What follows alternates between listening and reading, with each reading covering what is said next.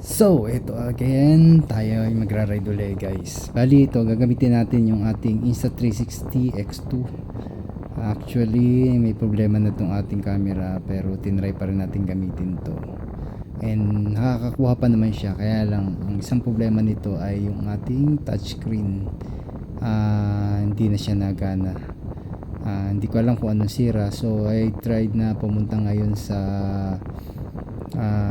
silang kasi may kausap tayo doon nagagawa, kaya ito tayo nag-isipan natin mag-ride. Then nag-set up din tayo ng camera, try natin na kung okay pa yung, kung gagana pa yung camera pag itong ginamit natin. So ito naman yung kabuuan ng video, and then okay pa rin naman siya, nagagamit pa rin naman, kaya lang yun nga lang ang issue, hindi mo na may settings ng ayos kasi ayaw nang gumana touchscreen.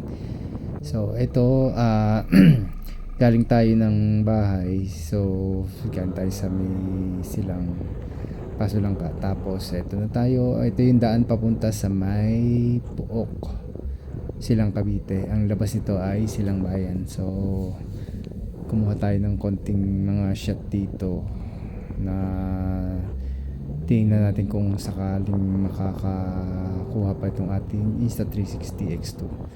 Yan, stable pa naman siya sa mga sa stabilizing niya.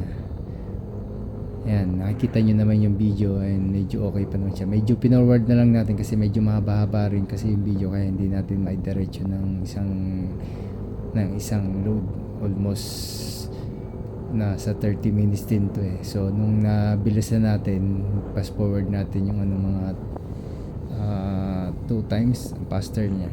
So ito naman yung kinalabasan niya. Medyo okay pa naman yung kuha ng camera niya, and nagana pa naman siya, pero hindi ko alam kung tatagal pa siya talaga. So ito, kung ito yung magiging last na video natin gamit yung Insta360 X1 X2, so be it, wala na, kailangan talagang magpalit. So need natin ng sponsor para makabili tayo ng bagong camera.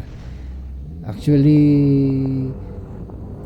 umabot naman sa atin ito ng 3 years, yun, 3 to 4 years. And madami-dami rin naman tayong naikuhang camera dito, mga camera shot. So hindi ko lang alam kung ano naging issue niya at nagkaroon siya ng bakit siya nasira. Bihira ko naman ng mga last time, bihira ko siyang gamitin. Nung gagamitin ko na, parang nagloloko na yung touchscreen. Hindi ko alam kung nag-init or what, pero wala naman akong nag-overheat. And so nung nagpatingin naman tayo, nung nakarating tayo sa may pagawaan, sabi naman binaklas niya, tapos chinek niya. So hindi rin nagawa kasi kailangan ng pyesa, kailangan ng isang module ng touchscreen. Ang problema, wala tayong mabilhan. So yun, wala na tayong magagawa kundi pagtiyaga na lang natin kung hanggang saan natin na magagamit ito. Actually meron pa naman tayong Insta360 na Go 3 na hindi nga lang siya 360 ang kuha niya, pero kahit pa paano naman malinaw din naman siya.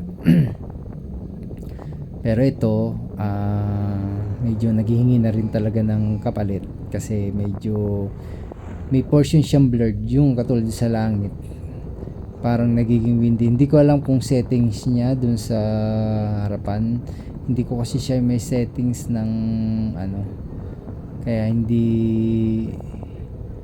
yun ang isang problema niya. Tsaka isa pang problema pala nito ay kapag maaraw, halos talagang wala na makita. Yun, ewan ko, yun yung isang issue dito sa aking camera 360. Kaya ito, medyo hindi ganun kaliwanag, hindi kaaraw, kaya medyo nagagamit ko pa siya. Pero na-try ko siya ng gamitin ng araw. So talagang ang tsura niya ay blurred, yun ang isa. Pero ito, nung medyo pag mga makulimlim, yun, nagagamit naman siya. Hindi ko alam sa setting siguro, kaya lang hindi ko na mapindot yung setting kasi yung touchscreen. So ito na tayo guys, sa may silang na tayo. Bali ito, dadali natin siya doon sa pagawaan, sa Lifeline, doon sa may Silang Bayan. And kaya naman gawin niya Kaya lang problema lang yung pyesa.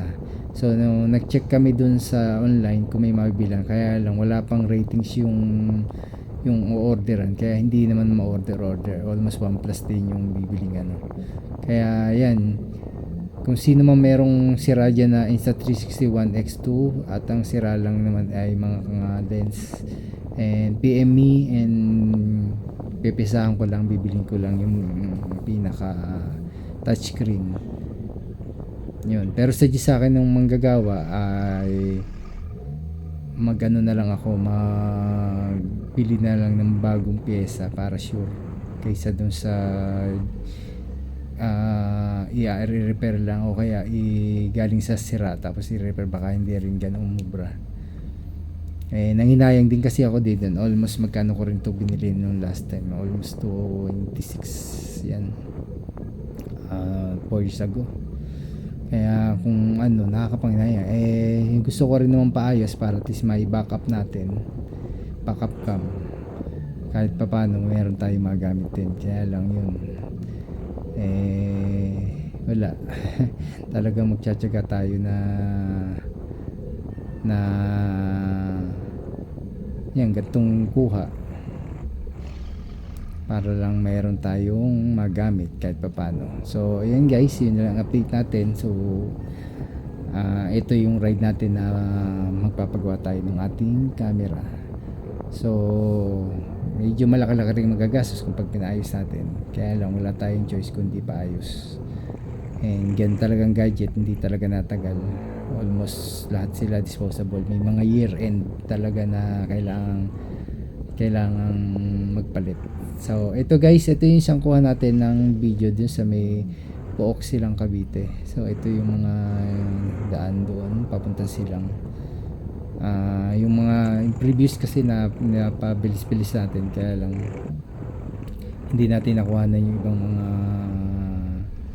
mga kuha ng dire-diretso kasi ang haba pag in-upload natin, kaya putol-putol lang yun muna yung ating ginawa para lang yun, makapag vlog tayo. So yun, sa mga naka Insta360 ONE X2, sino po bang naka experience ng ganung sa inyong gamit na nawala yung touchscreen ay nagumana? So yun, and kung ano yung may sasuggest yung paano marirepair, pakisuggest na lang po dito sa aking comment section. So yan, kahit papaano maayos para maayos ko yung aking camera sa tulong nyo. And yun lang guys, and salamat sa panonood, and yan, sana makatulong kayo para maayos ko tong aking camera. And yun lang, and thank you for watching. So ito nga guys, nandito na tayo sa may Lifeline Repairs and Services dito sa along Silang Bayan. So ito na nga, chinek up na yung ating camera. So binaklas na. And then tinry naman niya na ayusin kung kaya. Kaya lang ang problema lang talaga, may kailangan tayong pyesa na palitan, yung mismo module ng touchscreen. May option naman siya na pwede niyang i-repair yung IC. Problema lang, pag wala kami nabiling pyesa, yun ang sabi niya sa akin, magpapalit kami nung module. Kung wala nun, yung IC ang gagalawin niya at baka maayos pa. Pero hindi ko alam kung maayos pa kasi 50-50 na rin. Pero sana nga may mabili na kaming pyesa para mapalitan. Kaya lang order sa online. Problema lang yung nasa online, wala pang ratings, so hindi ko alam kung legit yung seller kasi Kawit Cavite, pero parang mga reseller lang yun eh. Hindi ko lang alam kung talagang sure, kaya mahirap din umorder ng pyesa. Kaya wala tayong choice kung di ang magantay. Kung di naman wala, sumuko na lang, gamitin na lang siya hanggang sa tuloy masira. Kaya ito, nagawa ko to yung video na to kasi alam kong magpapaalam na tong aking Insta360 soon, kaya wala na tayo magamit. And then kahit pa paano nakapag video tayo, gamit natin yung Insta360. So, yun na siguro yung last video nito, or kung may darating pang ibang video, and then good luck. At least kahit papano, nagamit pa rin natin. Ganun talaga, electronics, bilis masira. Hindi talaga basta-basta, kahit di mo nga ginagamit, minsan nagloloko. Yun. Pero okay pa yung battery nito, tapos yung camera naman, medyo okay pa rin naman. Touch yung kanyang mga buttons. Yun lang talaga yung touchscreen na nagloko. Hindi ko alam kung ano naging sakit. Kaya guys, sa mga naka-experience ng ganito, sana po matulungan nyo ako kung anong pwede nating magawa sa mga Insta360 natin. Yun, kung talagang kailangan paltan, sabi nung repairman, yun, talagang yan, nag-search pa nga siya kung saan siya makakahanap. And dati raw may supplier siya, kaya lang wala raw stock. So, yan, shoutout kay Lifeline Repair Services, and sa maganda mong pakitungo. And then, talagang ginaid niya ako, and siya na yung pinakamurang gawaan dito sa Silang. So, yan, shoutout.